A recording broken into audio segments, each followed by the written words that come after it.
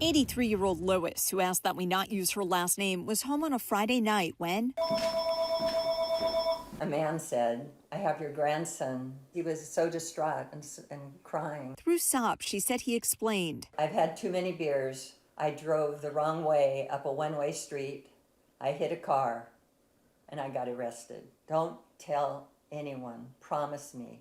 Not even family." Lois promised and also agreed to help with the $9,500 bail. And he said, "Well, the court has devised an easy way for people to pay for bail because a check takes too long to get there, so they have an account with Coinstar." Coinstar. You may have seen these machines in local markets like Safeway. That's exactly where the caller sent Lois after she stopped off at the bank. One by one, she fed $100 bill after $100 bill into the machine, taking crypto account instructions from someone on the other end of the phone. The next day, another call, this time saying the prosecutor had added more charges and raised her grandson's bail by another $15,000.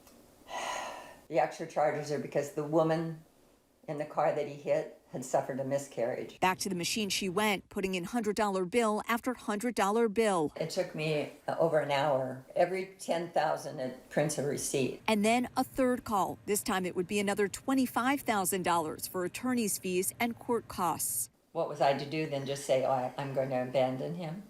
I couldn't do that. Lois says people tried to warn her, including bank managers who asked why she was taking out so much money. I said, "Oh, I've been to an estate sale and they won't take a check, so that's why I have to get cash." They were like, "Are you sure?"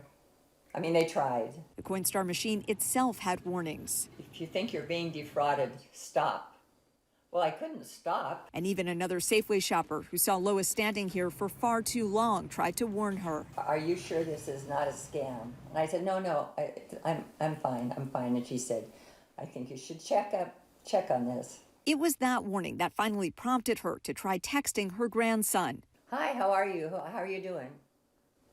And he replied, "Doing fine, how are you?" After she spoke to him, she called her daughter Lisa. She said, "I want you to sit down. Something horrible has happened." I'd heard of it before, but when it actually happened to me, it never occurred to me that it was a scam.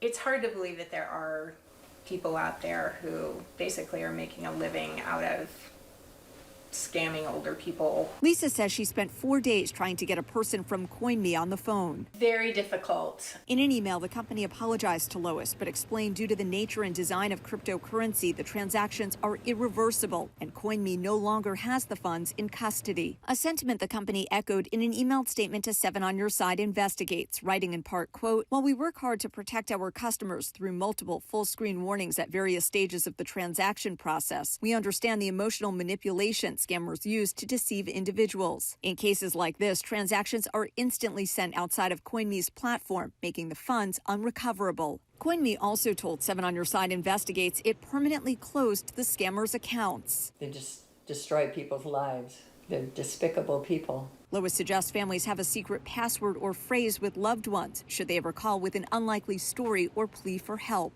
Well, maybe it won't happen to someone else. For 7 on Your Side Investigates, Melanie Woodrow, ABC 7 News.